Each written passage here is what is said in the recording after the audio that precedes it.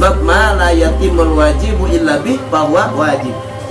Tidak akan sempurna satu perkara yang wajib kecuali dengan kita mencari, ya, dengan sesuatu yang wajib tadi. Maka menuntut yang wajib itu hukumnya wajib.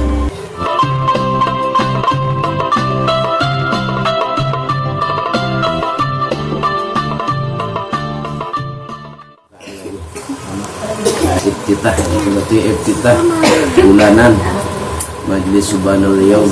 Mudah-mudahan Allah Subhanahu wa Ta'ala jadikan kita semua sebagai orang-orang yang istiqomah, sebagai orang-orang yang mukhlis di dalam menuntut ilmunya Allah Subhanahu wa Ta'ala. Hadirin yang dimuliakan Allah, tentunya terkait menuntut ilmu ini, ya, ada daripada hadisnya Nabi Sallallahu Alaihi Wasallam, "Utlubul ilma walau bisir."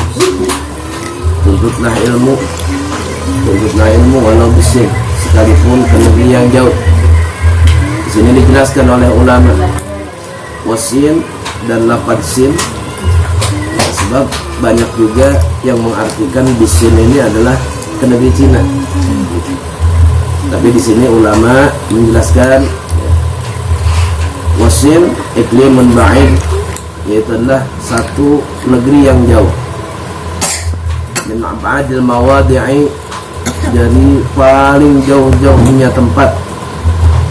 Wa qalilun minan nas may yasilu ilaihi li bu'dihi, jadi sedikitnya manusia yang sampai ke tempat itu karena jauhnya. Jadi sin adalah satu negeri yang jauh dan sedikit manusia yang sampai ke tempat itu. Ya, misalnya kemana? Ke apa tuh? Ke Eskimo, ya,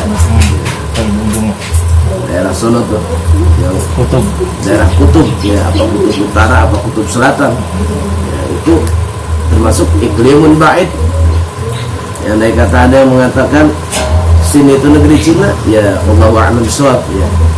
Artinya mungkin orang punya penilaian yang berbeda, gitu, punya penafsiran yang berbeda. Tapi di sini ulama dengan jelas mengatakan asil iklimun ba'id, itulah satu negeri yang jauh, yang mana manusia itu jarang sekali yang sampai ke tempat itu. Nah, kalau ke kutub jarang banget orang masuk ke kutub. Apalagi kita ini, kita ke kutub kayaknya kaku duluan kita.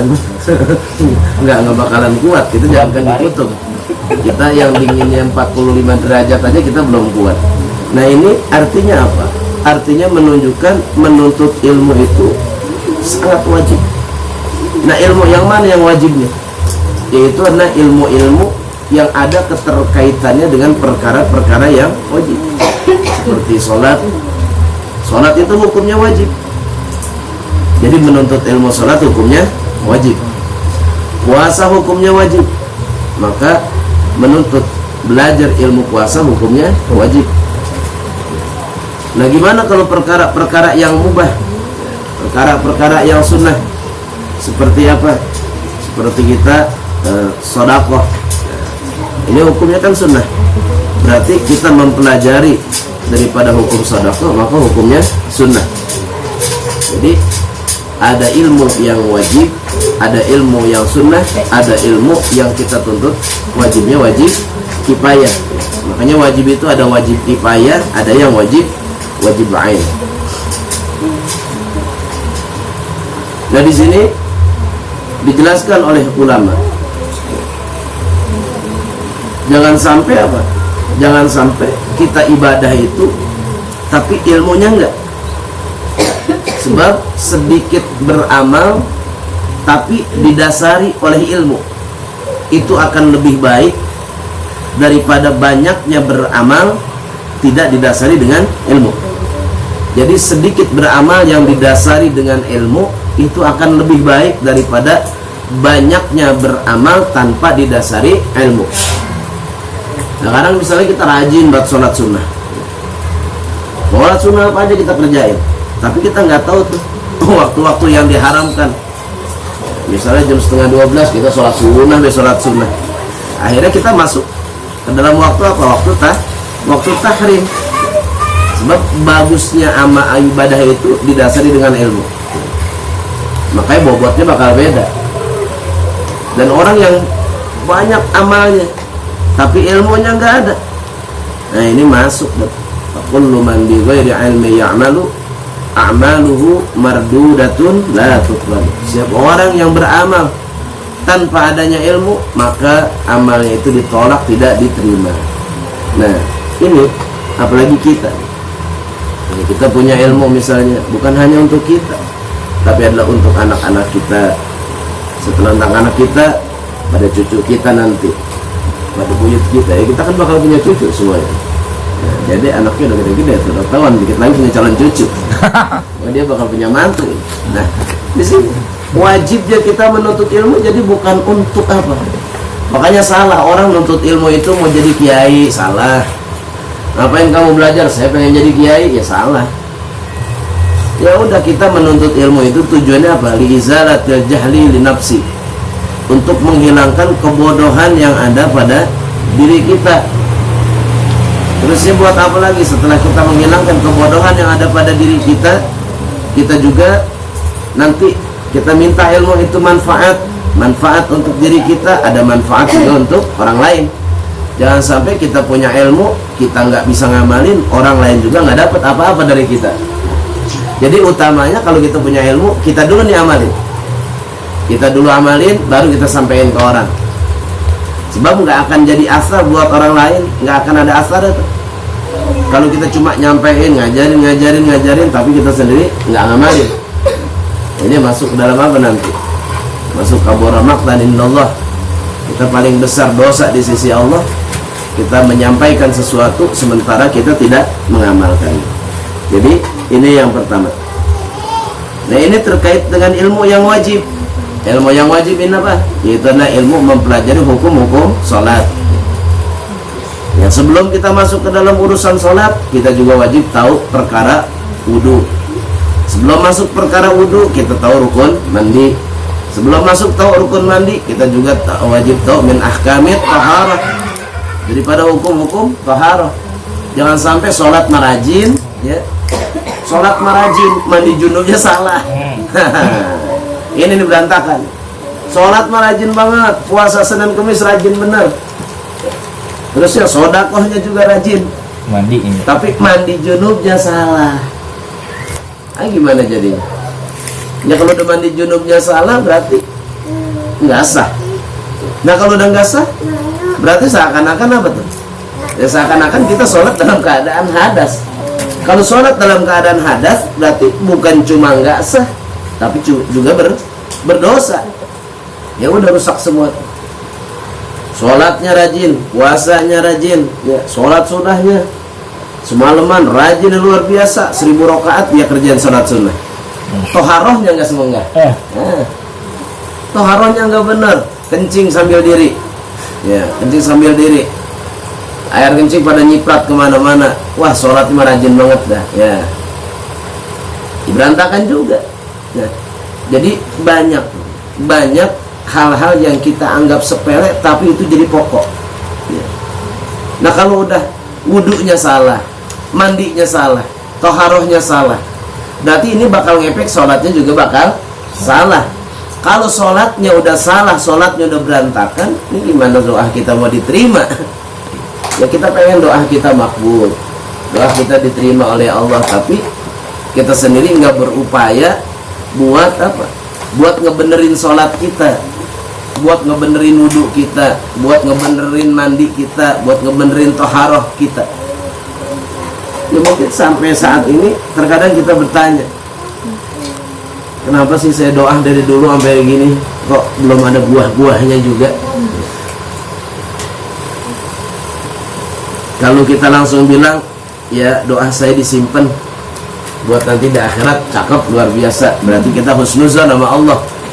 Ya tapi kita juga kudu mikir juga tuh, ya kita lihat dulu nih, mandi saya udah bener apa belum, wudhu saya udah rapih apa belum, toharoh saya udah rapih apa belum. Nah sebab ini bakal ada kaitannya nih, sebab kesalahan di dalam ibadah itu ya, nggak ada maaf kecuali orang yang lagi belajar. Nah, belajarnya belajar yang mana? Ya. Belajar yang memang ketika dia masuk majelis ilmu dibahas daripada ilmu-ilmu yang wajib. Jadi enggak menggugurkan kewajiban tuh. Enggak menggugurkan kewajiban.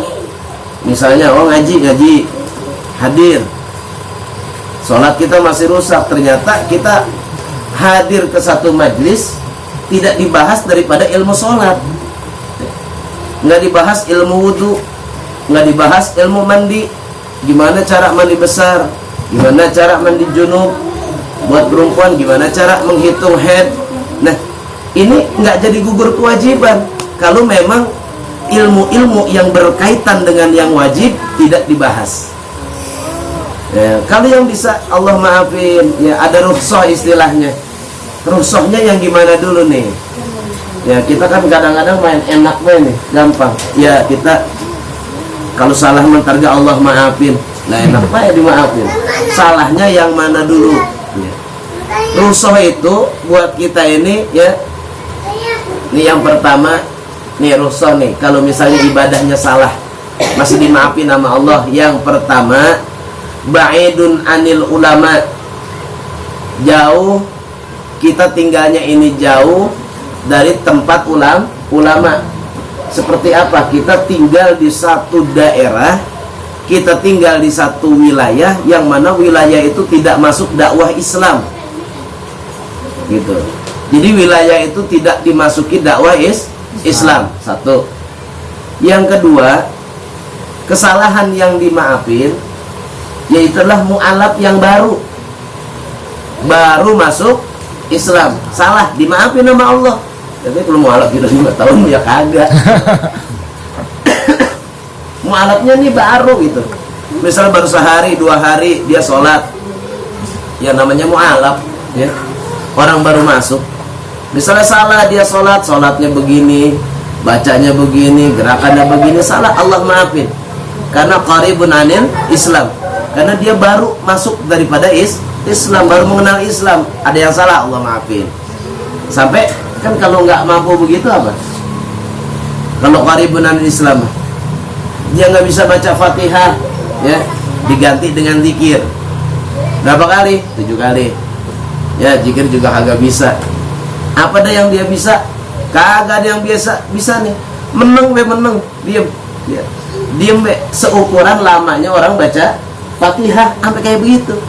Itu masih dimaafin sama Allah. Kenapa? Karena dia baru mengenal Islam dan dia pengen melaksanakan ajaran Islam. Makanya kekurangannya ini Allah maafin.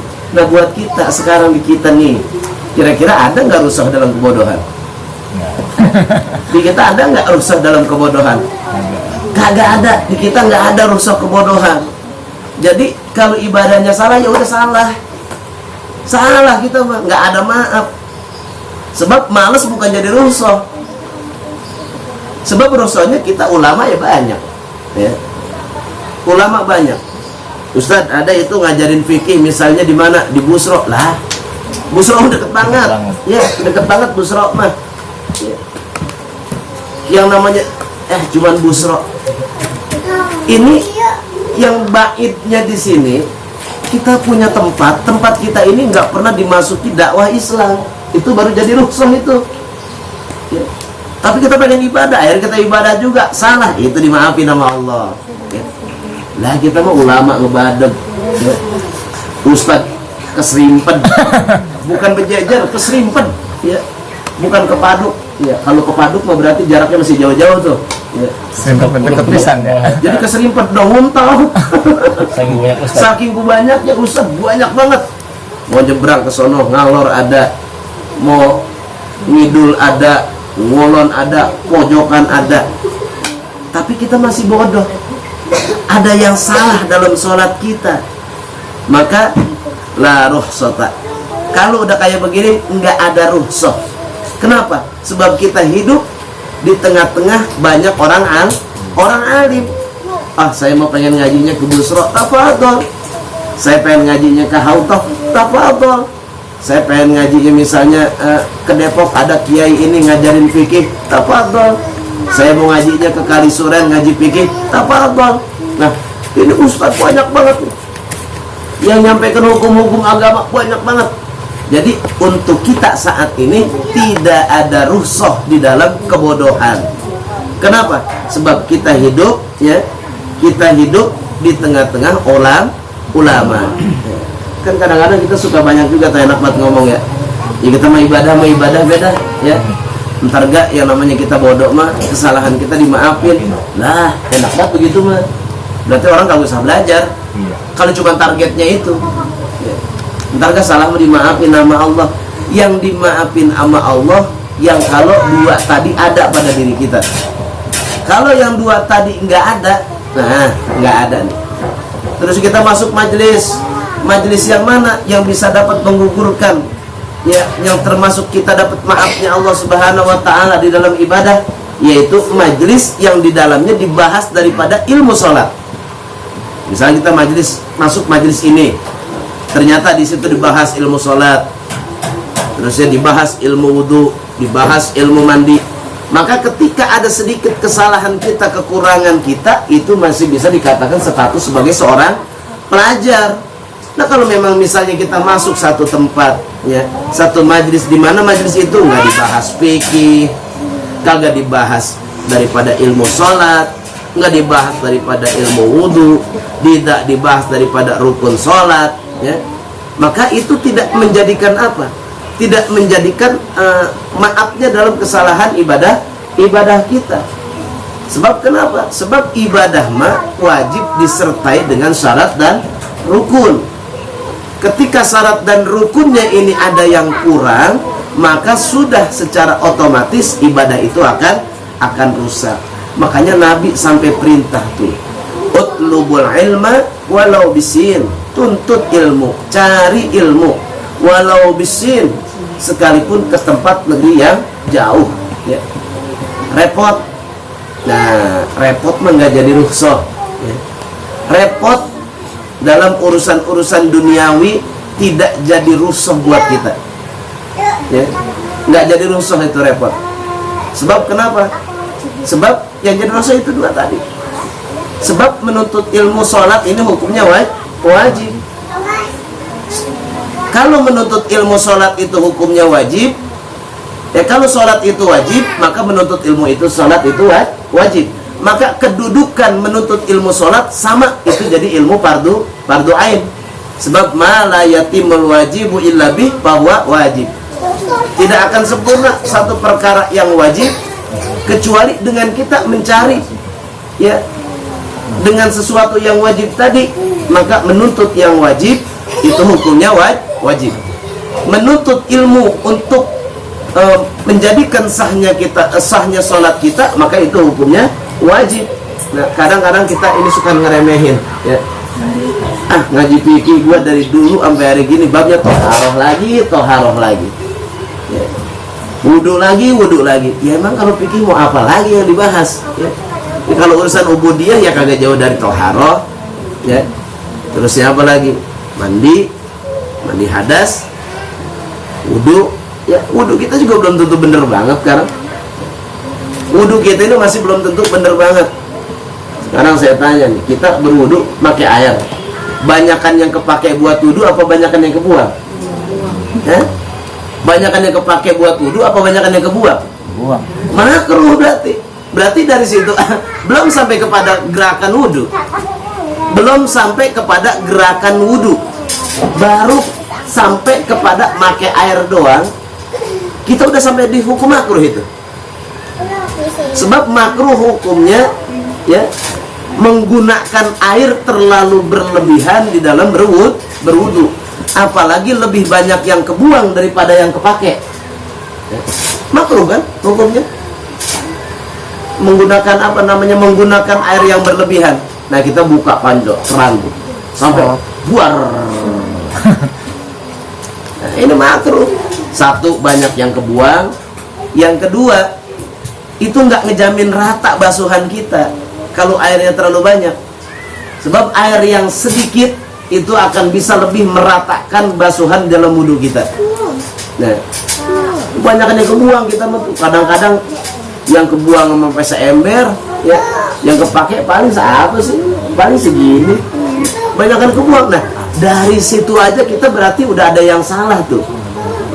Belum sampai ngebasuh tangan, belum cara ngebasuh muka, belum sampai ngebasuh telinga. Ini baru urusan mandi, urusan wudhu. Belum nanti urusan mandi. Gimana mandi yang baik? Gimana caranya? Biar air yang kita pakai mandi nggak jadi mustakmal. Gimana ntar kita masuk ke dalam urusan sholat? Gimana tempatnya? Oh, banyak banget. Jadi pantas ya, sampai Nabi bilang utlubul ilma walau bisin. Cari ilmu sekalipun ke tempat yang jauh. Tujuannya apa sih? Tujuannya agar ibadah kita ini sempurna. Ya memang kita kalau mencari sampai ke tingkat sempurnanya seperti sempurnanya Nabi nggak bisa. Nggak bisa. Seperti tingkat sempurnanya para sahabat nggak bisa. Seperti sempurnanya para aulia nggak bisa. Tapi kita sedang berupaya agar betul-betul ibadah kita ini diterima oleh Allah Subhanahu wa Ta'ala yang sesuai dengan syarat dan rukunnya yang diajarin oleh para ulama ya, diajarin nama ulama ya. Misalnya yang nanya, kok Ustaz kamu ulama sih bukan ke Nabi ya, kan kita mau dikasih tahunya karena sama ulama gitu. Sebab kita mau belajarnya sama ulama, bukan sama Nabi. Yang belajar sama Nabi bukan kita. Siapa? Sahabat ya. Yang belajar sama Nabi itu sahabat. Yang belajar sama sahabat siapa? Ya tabi'in. Yang belajar sama tabi'in, tabi'ut tabi'in. Nah kita mau belajarnya sama ulama, belajarnya sama guru. Nah, gurunya mana? Gurunya yang punya guru ya. Jadi kita belajar kepada guru yang punya guru. Jangan belajar kepada guru yang guru kita itu ilmunya boleh nguping. Gimana sih ilmu boleh nguping? Misalnya dia nggak denger nih, ya, jadi ngambil ilmunya dari mana tuh? Ya, kalau kata Akang ngambil ilmunya dari jendela. Orang biasanya ngambil ilmu dari jendela, makan ngambil barang dari jendela mah maling. Ya. Makanya kata Akang gitu, kalau namanya ngambil ilmu mah ngadep ke guru. Guru kenal kita, kita kenal guru. Ngadep. Masuk lewat pintu, keluar lewat pintu. Udah namanya murid. Nah ini boleh nguping ya, ngambilnya dari jendela, dicatat sama dia, disampaikan. Nah, jangan yang begitu ya. Apalagi ngambilnya boleh nemu di YouTube. Udah jangan dah ya. Jangan ambil, kita belajar ilmu agama dari guru yang punya gurunya punya guru lagi, gurunya punya guru lagi. Nah, nanti bakal sampai itu kepada Rasulullah Sallallahu Alaihi Wasallam. Nah, ini terkait ilmu, jangan kita remehin, ya. Sebab di akhir zaman ini hampir langka majlis yang betul-betul membahas di dalam masalah ilmu, ya. Ilmu dalam sholat, ilmu di dalam menjelaskan kepada kita agar kita ini bisa lebih dekat lagi kepada Allah Subhanahu Wa Taala. Ya. Sebab ilmu yang wajib kita pelajarin kan ini 3. 1 ilmu fikih, 2 ilmu tauhid, yang ketiga ilmu tasawuf. Nah, ini 3 wajib nih kita pelajarin nih. Fikih, tauhid, tasawuf. Kadang tasawuf baik, fikihnya kagak. Ya, berantakan juga. Akhirnya ibadahnya banyak kagak didasarin ilmu. Sekarang fikih baik kita dalemin, tasawufnya kagak, jadi sombong ngedebatin orang mulu ya. Tauhid doang, tasawufnya kagak, fikihnya juga kagak, ujung-ujungnya ntar kagak pengen sholat. Nah, makanya 3 ilmu ini wajib nih kita ya. Makanya ada fikih, ada tauhid, ada tasawuf. Fikih adalah mengatur ibadah kita ya, mengatur syariat kita seperti sholat, puasa, dan yang lainnya. Tasawuf tujuannya buat apa? Memperindah ibadah kita agar kita ini ibadahnya kagak nggak sombong, nggak merasa orang yang paling baik, ya. Nggak merasa orang yang paling hebat, nggak merasa orang yang paling punya ilmu. Nah, ini tasawuf tujuannya. Yang ketiga tauhid, ya akidah kita kepada Allah Subhanahu Wa Taala agar kita tahu ketika kita sholat ini siapa yang kita sembah, ya. Siapa yang kita sembah. Jangan sampai kita sholat juga tapi kita nggak tahu ngapain buat sholat ini ya. Gua nyembah siapa ini. Nah ini salah lagi. Jadi makanya 3 ya, tiga komponen ilmu ini wajib ada pada diri kita. Nah, kalau tiga ini ada, insya Allah kita selamat dunia akhirat. Pantas Nabi sampai bilang, utlubul ilma walau bisin. Tuntutlah ilmu. Ilmu yang mana? Ilmu yang menjadikan kita dekat kepada Allah subhanahu wa ta'ala. Ilmu yang bisa menambah ketakwaan kita kepada Allah. Ilmu yang menjadikan kita orang yang sabar. Ilmu yang menjadikan kita ini orang yang bisa menanamkan keyakinan kita terhadap kebesaran Allah. Ilmu yang menjadikan kita ini betul-betul kita ini sadar bahwa kita hidup di dunia bukan sebatas untuk ada, akan tetapi akan diminta pertanggungjawabannya nanti di yaumil kiamah. Sampai mana? Bisin. Sampai kepada negeri yang jauh. Artinya apa? Kalau nggak ada di kampung kita, cari tempat lain. Ya. Kalau nggak ada di kampung kita, cari tempat lain. Malah kalau orang dulu itu belajar sampai naik sepeda tuh. Ya. Dari ustadz ini ke kiai ini muter, ya. Muter itu nyariin ilmu. Nah, kalau kita kadang-kadang dijejelin nggak pada dilepehin lagi, ya. Sampai dijejelin, dilepehin lagi. Kenapa? Karena merasa tidak penting dengan ilmu. Mudah-mudahan sedikit yang saya sampaikan ini tentunya menjadi satu mau'izah buat diri saya pribadi khususnya, dan umumnya juga buat jamaah sekalian. Mudah-mudahan tempat yang dijadikan majelis ilmu pada siang hari ini Allah jadikan tempat yang membawa keberkahan buat saudara kita Ustaz Ibrahim dan keluarganya dan keluarga kita semua. Dan juga mudah-mudahan ini udah ada PAUD, mudah-mudahan makin hari makin besar, PAUD-nya makin barokah, PAUD-nya makin barokah. Orang-orang yang belajar di sini mudah-mudahan diberikan ilmu yang bermanfaat untuk dunia dan akhiratnya. Al-Fatihah. A'udzu billahi minasyaitonir rajim. Bismillahirrahmanirrahim. Alhamdulillahirabbil alamin arrahmanir rahim maliki yaumiddin. Iyyaka na'budu wa iyyaka nasta'in. Ihdinas siratal mustaqim. Siratal ladzina an'amta 'alaihim ghairil maghdubi 'alaihim waladdallin. Amin. Bismillahirrahmanirrahim. Alhamdulillah.